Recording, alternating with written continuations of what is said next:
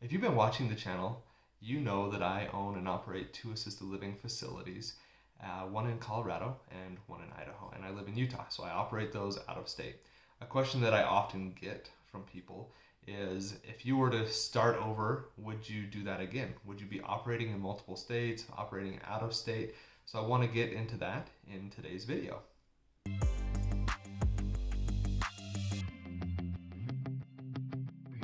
Hey everybody, it's Brandon Gustafson. Welcome back to Assisted Living Investing. Today we're going to get into the topic of, if I could start over again, would I operate out of state, and would I operate in multiple states in doing the assisted living facilities that I have? And I kind of alluded to this in a previous video. I'll make sure I link that up above. The short answer is no. I don't think I would do it that way again. I would actually be totally fine operating out of state. I don't mind operating out of state. It's actually kind of nice.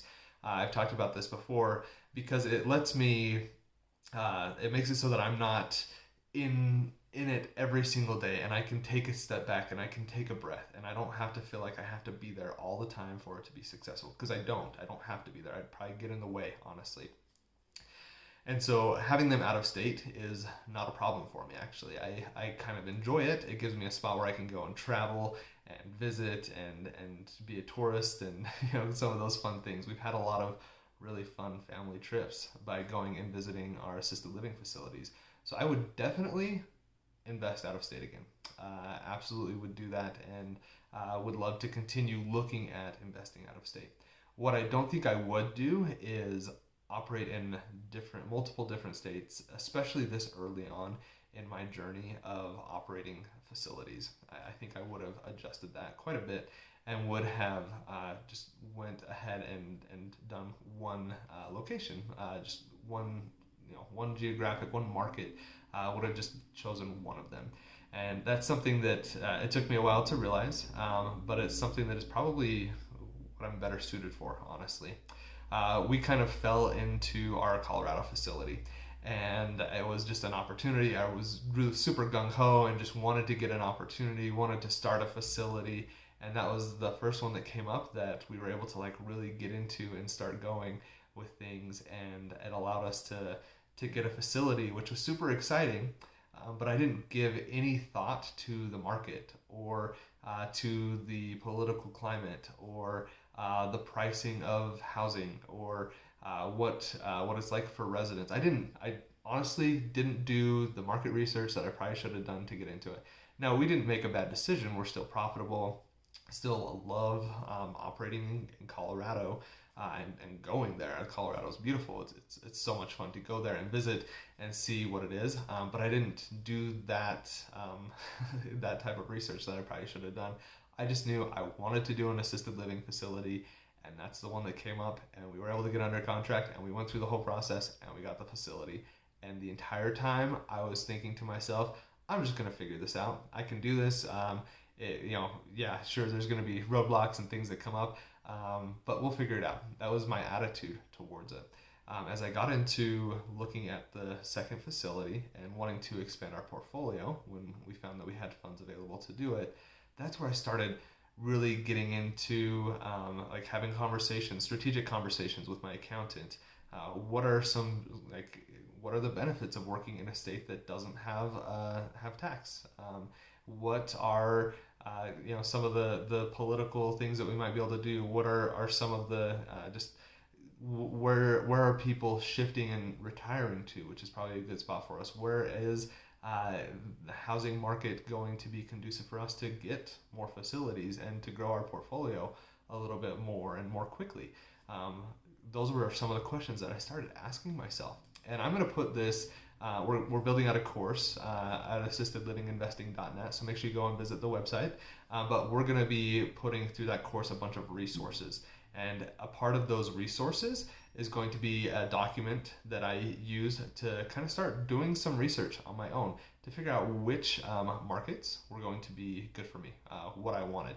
So I was looking at things like where people are going to retire, what's the age of places, where are people migrating to, what's the tax situation like in those states, and I kind of ranked these things and kind of put together what was important to me. And then from there was able to build out a good block of 5 markets that I was really interested in operating in. And some of those were further on the East Coast, and that's just not going to make sense for me. One was in the Midwest. I think it was in South Dakota. I'm pretty sure it was South Dakota. And that one was, really interesting to me, frankly, but probably a little bit too far. But one that really came up and was high on there was the Boise metro market, which is why we went with Nampa. And we are super happy with our choice to be operating in Nampa, in Idaho. Like, we love working there. I when we started, I kept saying to myself, I love going to Colorado. I love going there. It's beautiful. I love it. Not so crazy about Idaho, but the more that I go to Idaho, the more I like it.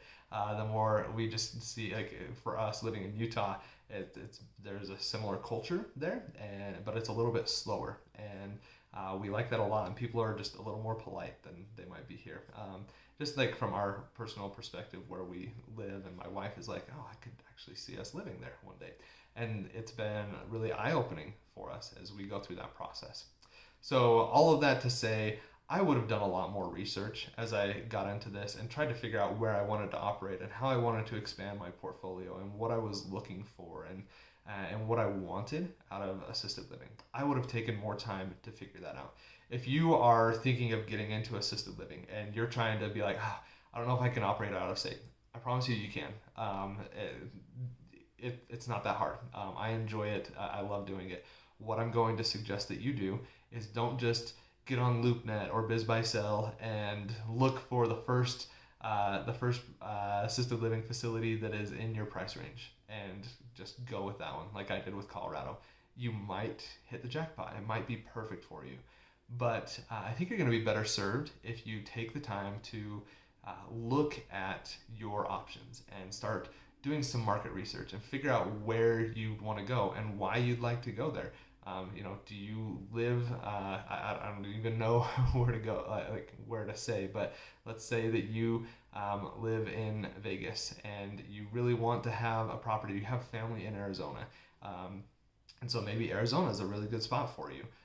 Let's say that you live in Portland and you just don't want to deal with operating something in Portland, and Idaho is a really good pick for you. I'm going to stick with the West Coast because I'm much more familiar with kind of the everything that's going on the West Coast as opposed to the East Coast and places and things like that. But just kind of do that research, figure out what's going to be good. Is being able to drive there within a few hours really important to me? Okay, then look at that. Is it you want a really good spot that you can go and do vacation on and you're just hoping you can break even? Then fine, do that. Do the thing that is going to be most important to you. Do the research, figure out what the population is in that location where you're going to be operating your facility, and take the time to just go and see it, make sure it's going to look good, work good, do the underwriting, make sure it's a good process for you so that you know what you're getting into and you feel comfortable and confident in your decision to move forward with that facility. It's worth it to take the time to do it. I'm happy with both of our facilities. If I went and did it again, though, I would have done that research up front. And the other benefit of that is you have multiple facilities in a location. You have some economies of scale, which can help you out. I can't scale things when I'm in Colorado and Idaho. Can't do it. It's just way too far. But if I had one in Nampa and Meridian and Boise and Kuna and Star and all these areas in that Boise metro area, I could do that. I could do some scale there. And that's something that we're very interested in doing. If you're interested in talking about those types of opportunities with me as I look to scale my business, make sure you visit me again on assistedlivinginvesting.net. We're going to have a spot up there where you can sign up to get more information from me, get our newsletter, but then we can also have a conversation to see if you're interested in investing with me. Get on that and we'll have that conversation. You can reach out to me as well, and we'll start seeing if we can find opportunities that work. I have a lot of conversations with brokers. I'm aware of opportunities, especially in Utah and Idaho, which is where I would like to expand. So if you're interested in doing that with me, make sure you get on the website and we can have a conversation there.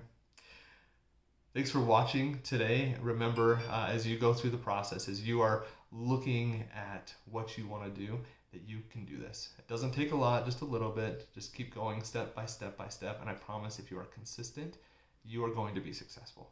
Thanks for watching and have a great day.